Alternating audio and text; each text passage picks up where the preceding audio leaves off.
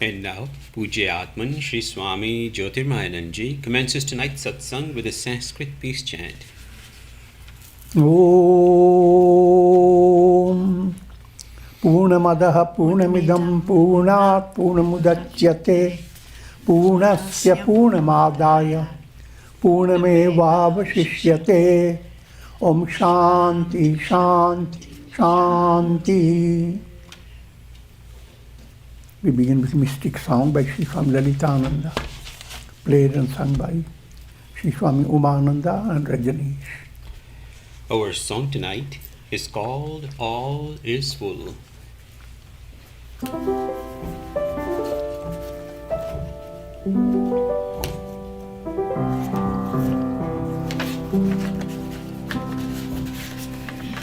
In the early morning, I hear the temple bells playing across the Ganges river, and the clouds of music from my Veena drift like white mist over the moving waters. When the bells ring, the spirit of wind sings.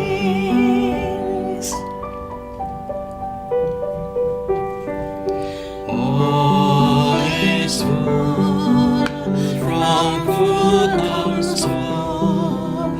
Take full from full, what is left is full.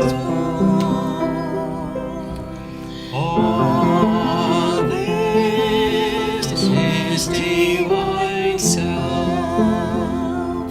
Take the world away. What is left is Brahman. All this is the divine self.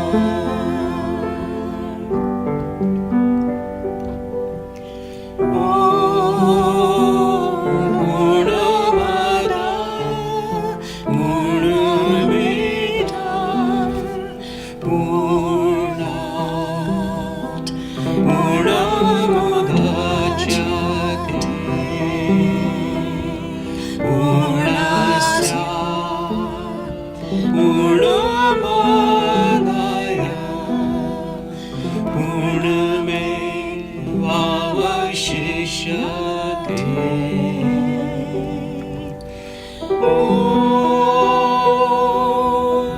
Shanti Shanti Shanti.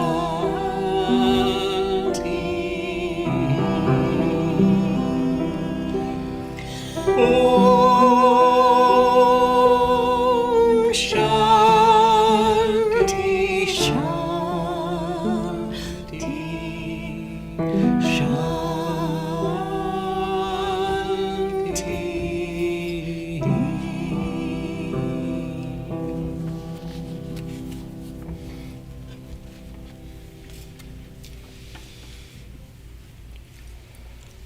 We are recording from the ashram of our revered Guru, Pujya Atman Sri Swami Jyotirmayananda in Miami, Florida.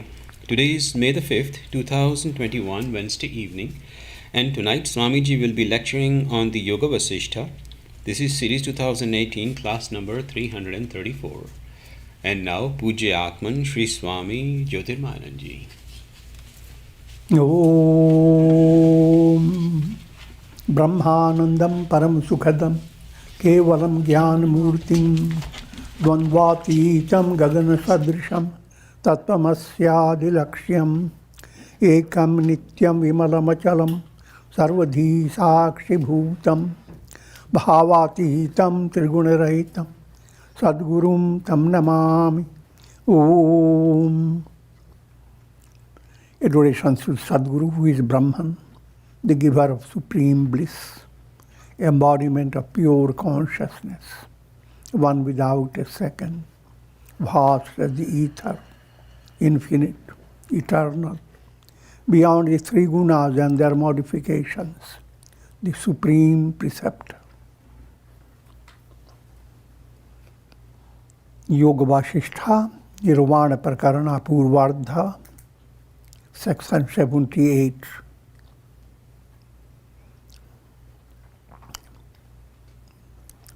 A little correction, section 79.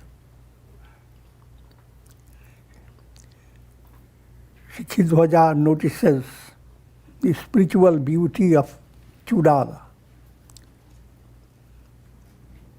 The story of Shikhidvaja and Chudala continues. As you recall, Shikhidvaja was intellectually advanced. Chudala was blessed with sadbhavana. Her heart was highly purified. Chudala was expert in arts and music, all the ingredients meant for practice of upasana. And Shikhidvaja was highly intellectual, pandit, scholar.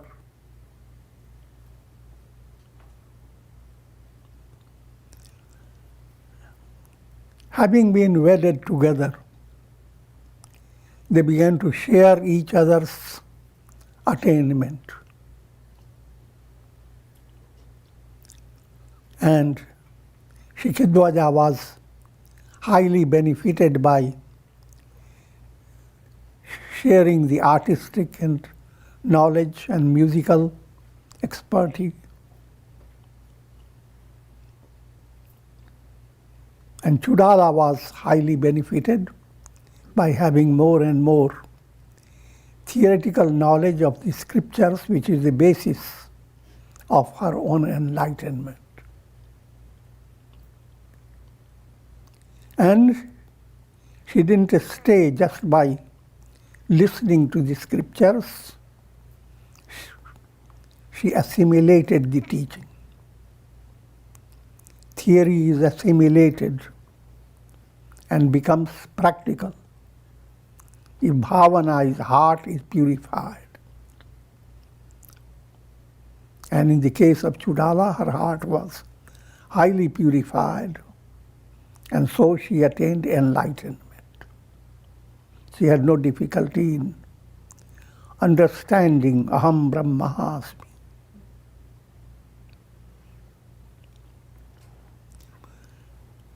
And Shikhidvaja is intellectually advanced.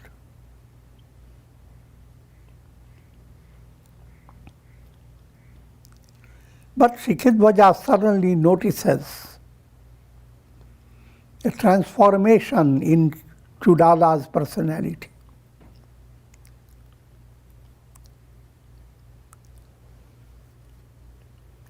Filled with the experience of bliss, Chudala became endowed with a unique form of youthfulness.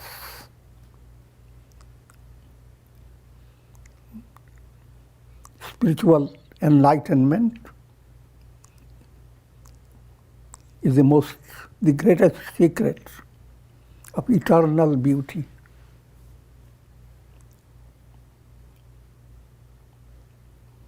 These allegorical terms.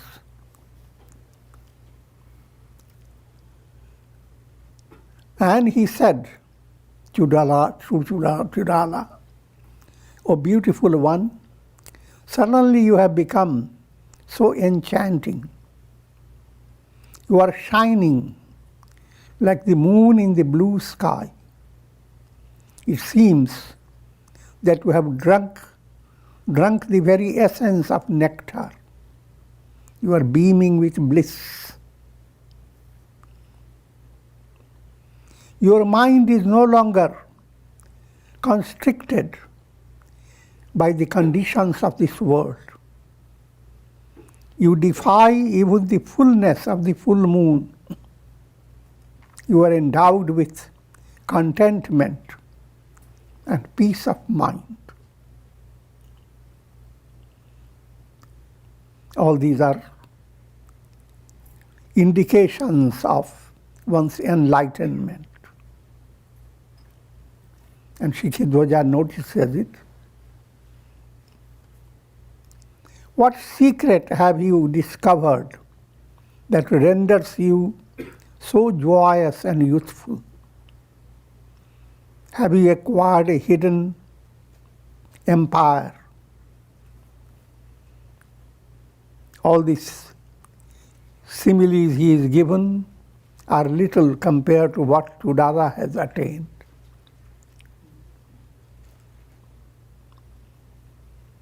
Have you discovered the mystic art of conquering death itself? O blue-eyed queen, have you acquired a position that is higher than the heavens? And that's really so. One who has attained enlightenment is not confined to heaven, Swarga. So she has attained that which transcends Swarga, highly beyond Swarga. Even hundreds of heavens cannot equal that state of enlightenment. Please share your hidden secrets.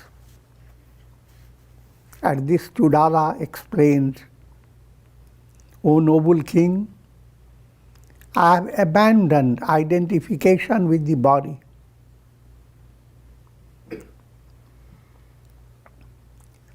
This episode of dialogue is for an aspirant to develop deep insight into what is self-realization. In order to attain self-realization, you must give up, transcend identification with the body. It's not done in one single day. It's a progressive movement. Dehadhyas.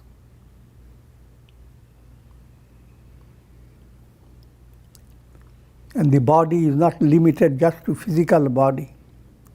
Physical body, subtle body, causal body. All three bodies are not I am. So she says, I have abandoned identification with the body. I have attained the knowledge of the self. I have not acquired any transient psychic powers.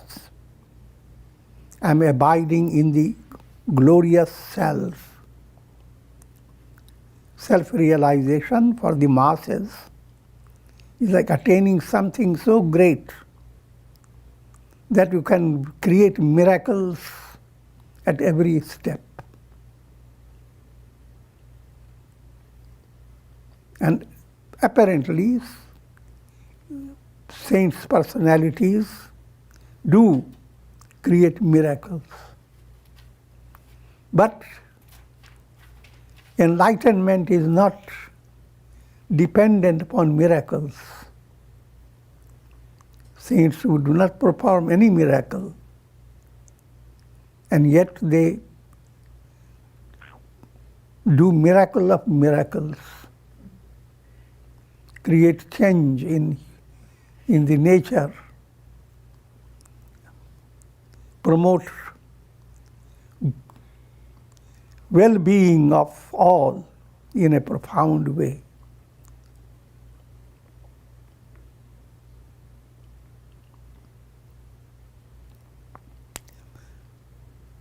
I have renounced all the limited objects of the world. I am resting in the infinite self. I have realized the immutable truth as the substratum of this illusory world process. I am neither elated due to prosperity nor depressed due to adversity. I am abiding in equal vision. Yoga Vasistha tells, Patatyangar varshecha vati va malayanile bhutale vrajati vyomni shamam aste gya atmani. If burning embers were to fall,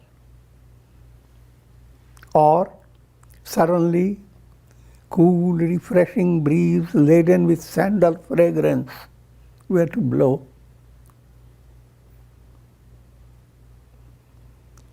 the serenity of sage saintly mind is not disturbed. That's the ultimate climax of spiritual enlightenment.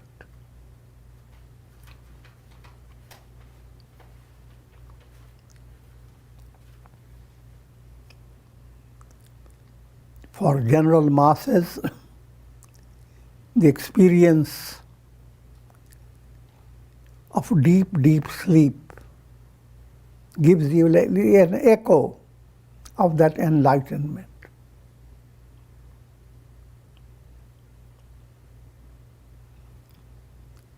All during your life, you are being led by ego.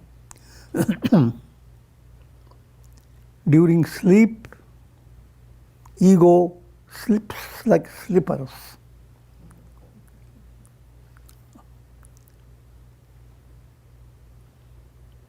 And then you have renounced the entire universe.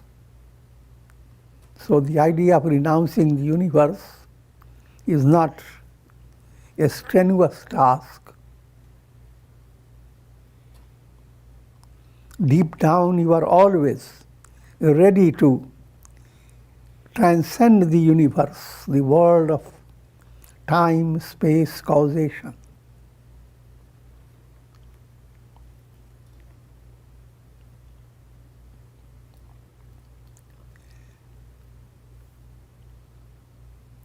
I do not enjoy the objects of the world anymore. I rejoice in the self.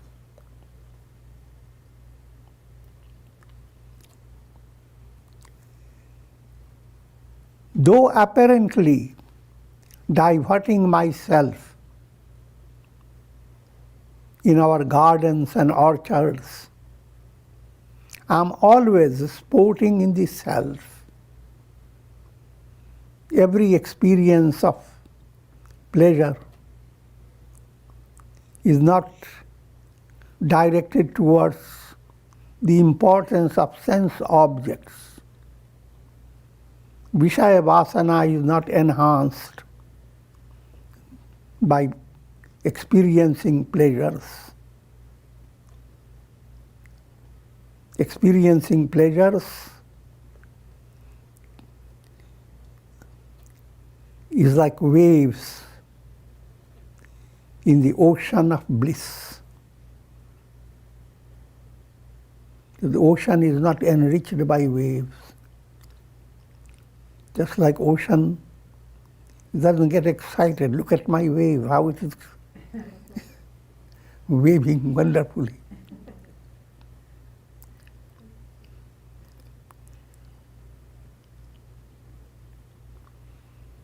And yet apparently there are times of adversity and prosperity. But to an intrinsic state of a sage, internally, both are alike.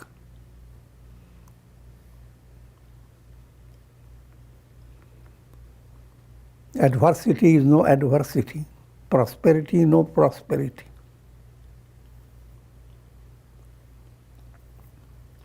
They are all, if at all, ripples in the ocean of divine bliss.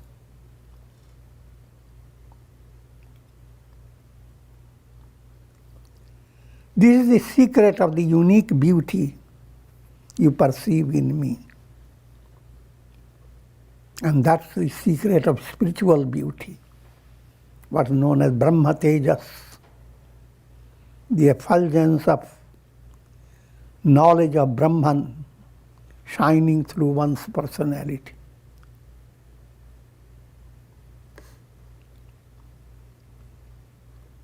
I'm no longer an insignificant object of pleasure.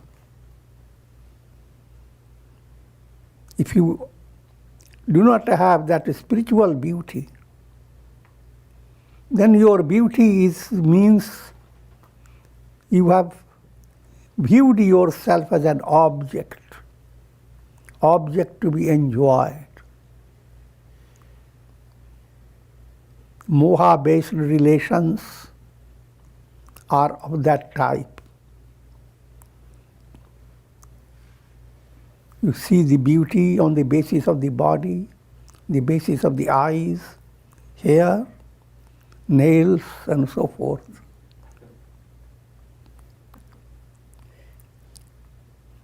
As you advance, your attention shifts. You see the beauty of a person in the form of virtuous qualities and spiritual progress. And the beauty of all beauties is a state of enlightenment.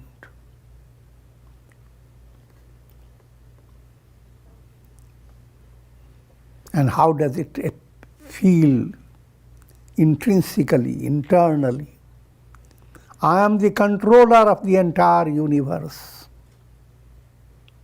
You are always helpless, led by karmas.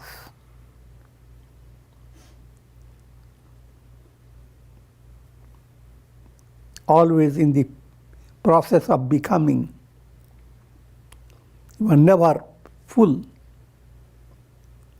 Karma makes you believe that you have changed. You were poor, now you become rich. You were unhealthy, you are now healthy. And so forth. But spiritual attainment implies the revelation, I am the self. I am the self does not undergo any change. It's like the sun. I am the jiva, that's like the reflected sun. Reflected sun is constantly changing in the process of becoming. The real sun has now no becomings. It's the being. The reality in you is the being. Unreality of you is the becoming process.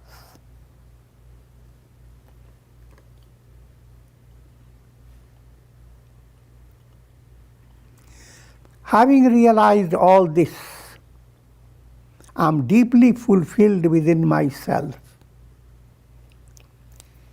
Since I am the reality behind all things, I am all that exists. At the same time, I am the negation of all that exists. This is what is expressed by Purnamadaha Purnamidam. That's full, this is full.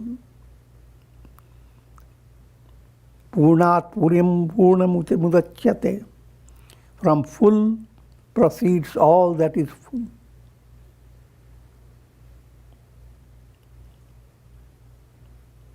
And if you take away the full from full, what remains is full.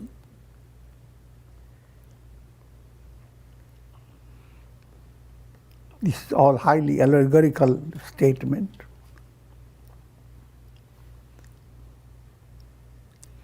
First way of looking at it, the whole world is mithya.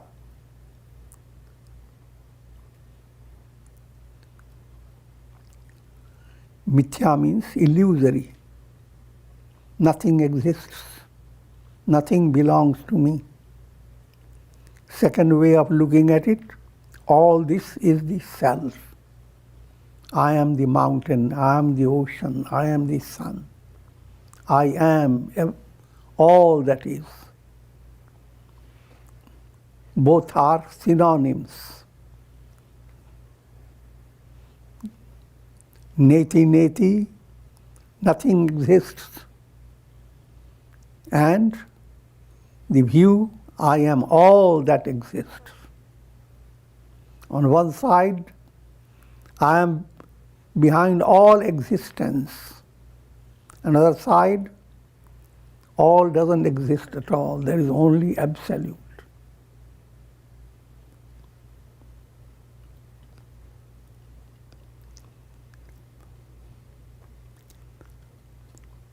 Whatever I perceive with my senses or think with my mind is a mere appearance of the divine self. I have removed the veil of appearances and perceive the divine self as the only reality. That means I have removed three granthis, avidya, kama and karma. Karma granthi, knot of karma, creates malas, gross impurities.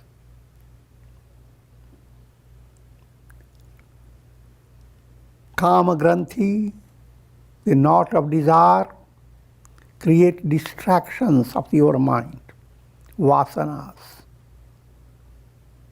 And the last granthi is a veil of ignorance. And Chudala says she has removed these three knots. Thus, O king, I am endowed with the imperishable beauty of the self. Think of this reflected sun and its beauty, which is constantly fickle. Think of the real sun and its beauty,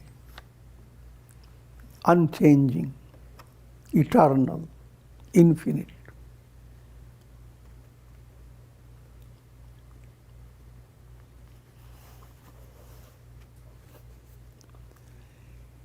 Next section, yogic techniques.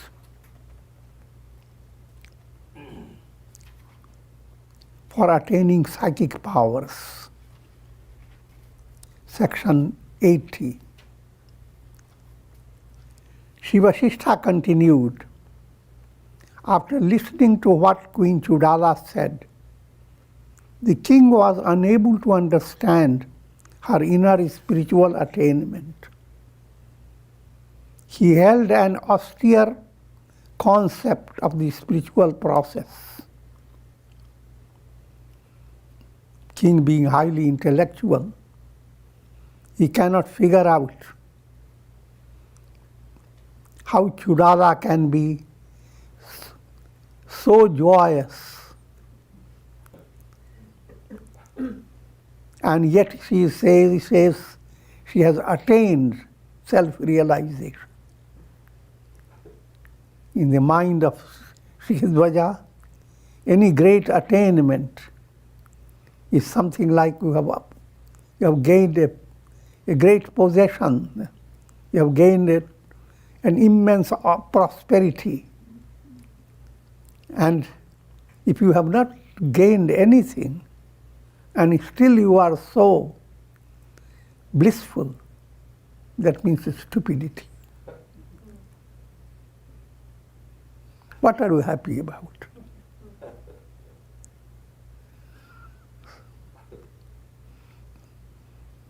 One who is enlightened says, I am myself bliss. A layman asks, what makes you bliss? What is different?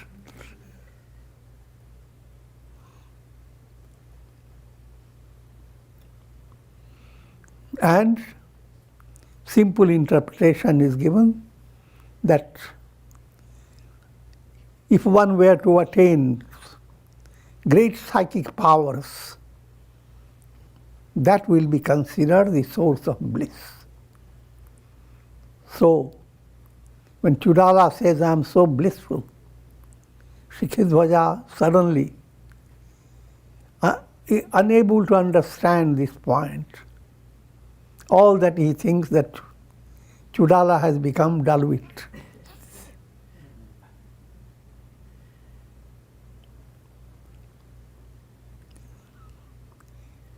He thought within himself, how can this queen attain enlightenment without going into a forest? Enlightenment is viewed like attaining a psychic power. Then the picture of enlightenment is that in order to attain a psychic power, you go through a special type of austerity and mental concentration. For that, you have to go to a right place. You have to adopt a style of being an ascetic and do amazing disciplines of body and mind. So immediately he began to picture within himself. He didn't see Chudala going to do all those things. Didn't go to a forest. Didn't fast for a long time. Didn't do various austerities. And yet she says, I'm blissful. I have attained supreme bliss. How can it be possible?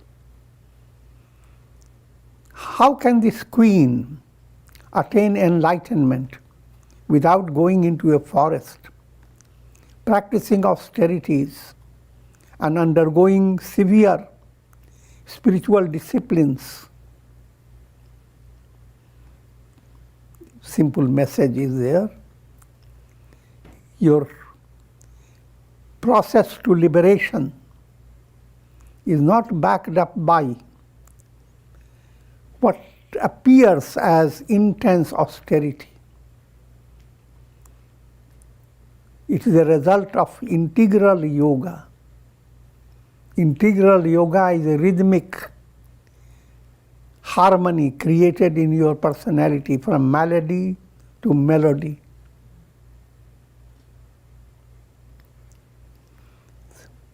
If your melody state doesn't have to go through austerity. All that you do is to tune yourself better.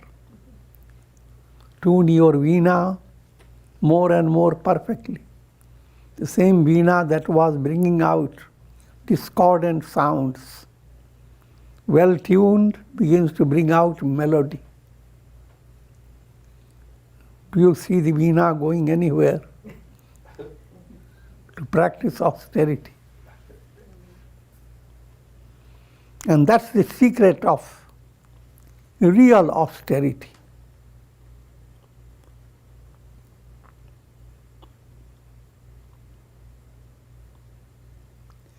Surely she is making a sentimental state of a joyousness for the state of self-realization. In his view, she has mistaken sentimental happiness with self-realization.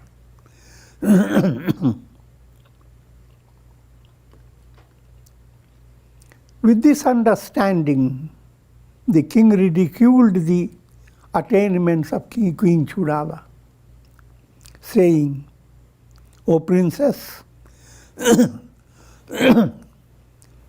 You are not yet mature in the world of spirituality.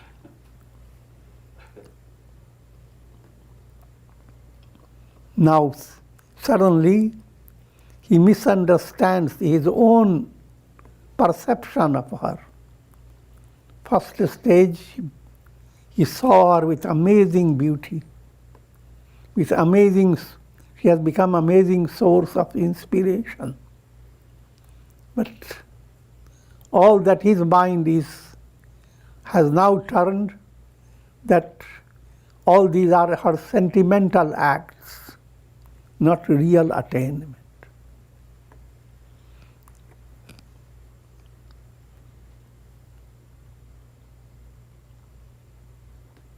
You are speaking words that are not in accord with the right reason. You must continue to delight in the royal pleasures which become your personality. So he's saying, don't go on telling about enlightenment.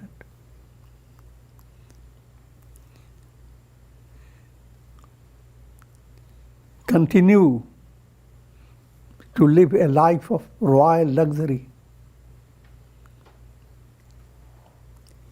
The self is beyond all forms and mental concepts.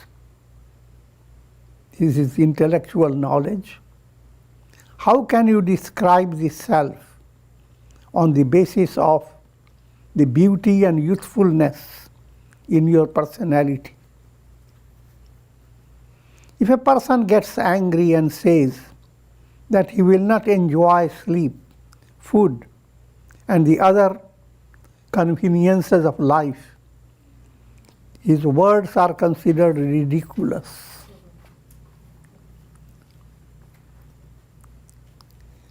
Your statement that you do not delight in the objects of the world, that you have renounced the entire sensual world. This statement is like the empty wanderings of a pishacha, of a devilish spirit. Under the impact of a sentimental reaction, one may give up the comforts of daily life and endure heat, cold, hunger, and thirst. But how can he be admired for his renunciation? You say, I am not this body. The objects do not exist. The self alone is.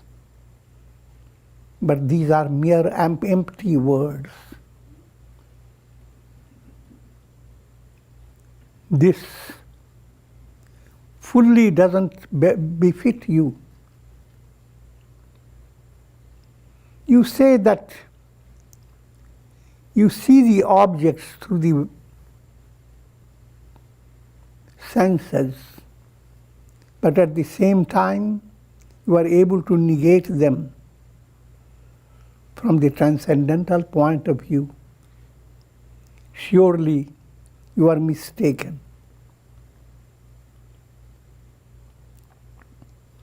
The illustration is you see your dreams, and yet with the waking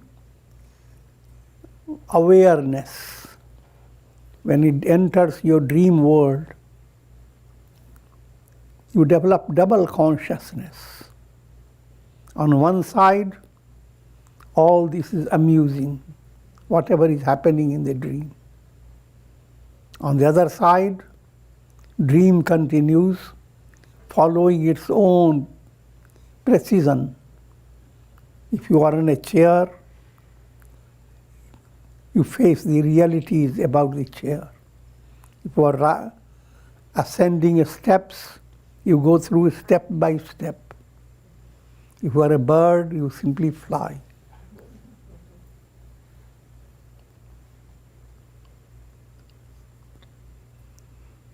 You are not a child. You must enjoy the pleasures of the world. Follow my example.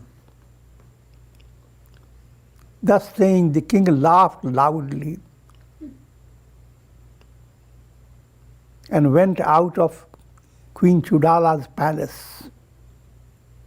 The queen understood with great concern that the king was not ready for spiritual enlightenment.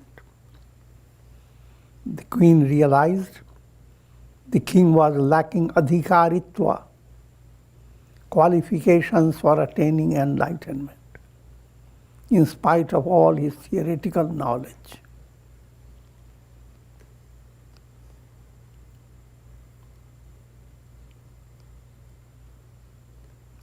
As time passed, the queen, for the sake of mere diversion, took recourse to the yogic methods of attaining various psychic powers, keeping herself in seclusion in a suitable place. Here is an illustration that a sage, though he doesn't need psychic powers, but if prarabdha allows, if the near and dear ones want to see certain power expressing through a sage, say for example, giving very ordinary illustration, you know English, but in your association there are a lot of Spanish people. You have become enlightened. That doesn't mean that you know Spanish.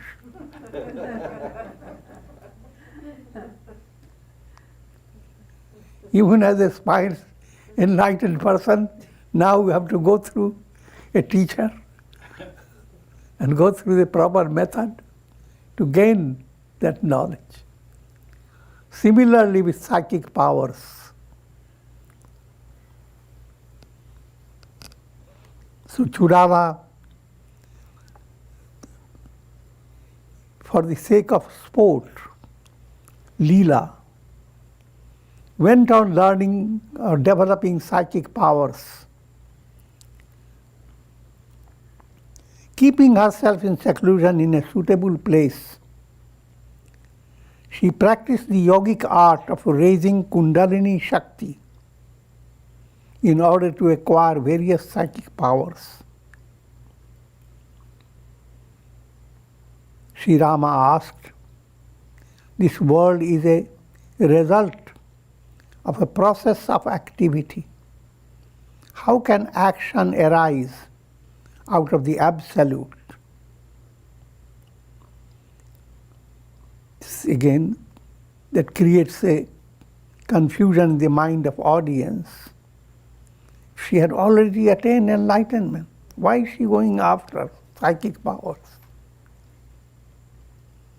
How is it possible for an enlightened sage to desire psychic powers? Sri Vasistha replied, by the practice of Hatha Yoga, asanas, sattvic diet, good association, pranayam, and a life devoted to divine qualities, one attains control over the pranas. Now you are being given a succinct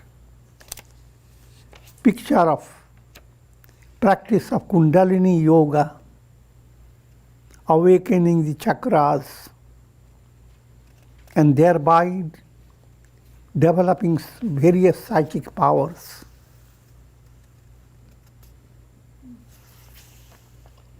When the pranas are controlled, all forms of prosperity, whether material or spiritual, become possible for a person. Section 81, Kundalini Shakti, and the cessation of diseases. Controlling, developing, promoting health in the body is a practical reality.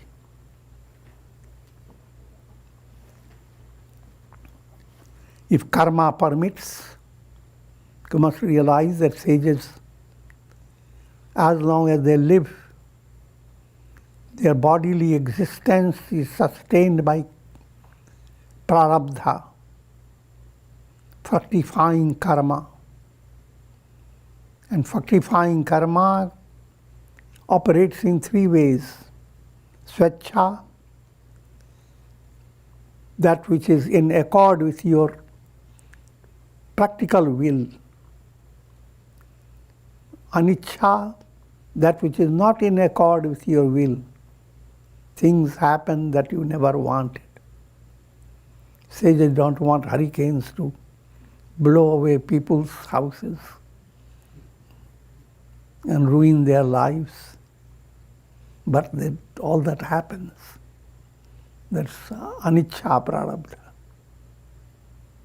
Parecha, you are being led by people around you, not by your own inner evil, but others. But all these are in absolute harmony with your enlightenment.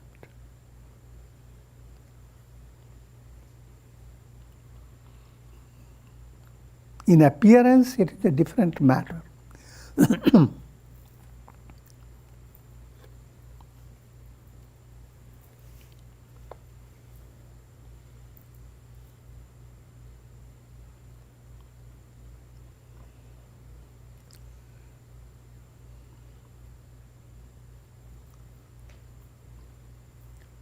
Sage Vasistha continues to explain the secrets of pranic energy, which form the basis for attaining psychic powers. O Rama, in the basal center of the spine,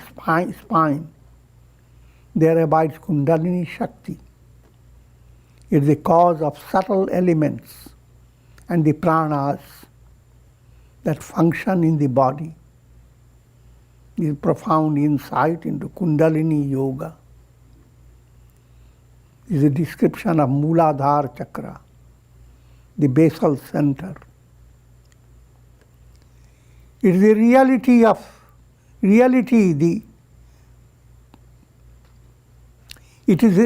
really the divine consciousness that is called Kundalini Shakti, in order to emphasize the potential power hidden in every human being. The spiritual progress is indicated by opening of the Kundalini Shakti. When Kundalini Shakti opens at the navel center, your Kriya Shakti becomes awakened. Your malas, gross impurities, will be gradually transformed.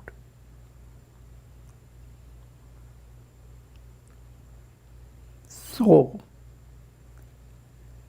Karma Granthi is pierced, as it were. When Kundalini rises to heart center, Kama Granthi, the source of distractions of your mind, is corrected.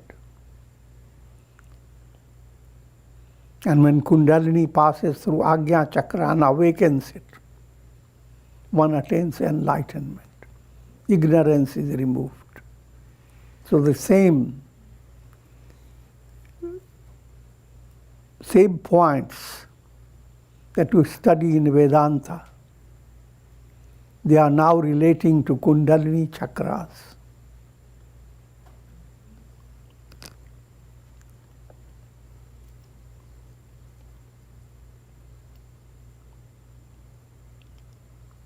The Kundalini Shakti is known by different names. Consciousness, individual soul, mind, thought, intellect, ego, the subtle body, and the causal body. These different names relate to different functions that this majestic energy performs.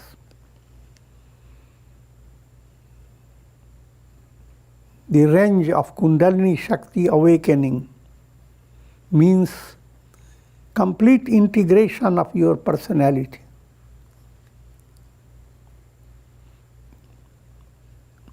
Your thought, your intellect, your ego, all these are in the domain of Kundalini Shakti.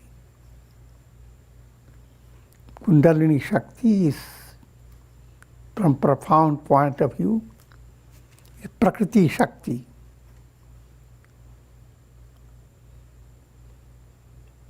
And when Kundalini becomes opened,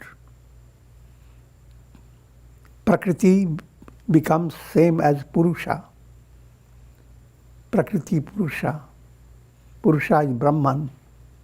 The whole Prakriti is Maya movement. And with this I'm going to conclude for today.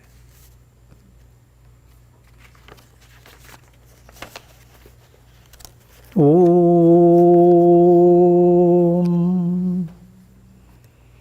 Ram Ram Ram Ram Ram Ram. Om Namah Shivaya. Om Namah Shivaya. Om Namah Shivaya. Om. Prayer for shower of Karunamaya Ras grace of God over all of you, with the blessings of Shakti, Bhakti and Mukti. Om Trayambakam Yajamahe Sugandhim Pushti Vardhanam Urvarukmo Bandhana Mrityor Mukshiyama Mritat. Om Sarve Bhavantu Sukhina Sarve Santu Niramaya Sarve Bhadrani Pashyantu Ma Kaschid Dukha Bhag Bhavet. Om Shanti Shanti Shanti. Hari Om Tatsat. And we conclude for tonight and eagerly await Friday night's lecture at 7:30 on the Tulsi Ramayana. Thank you, Swamiji. Okay.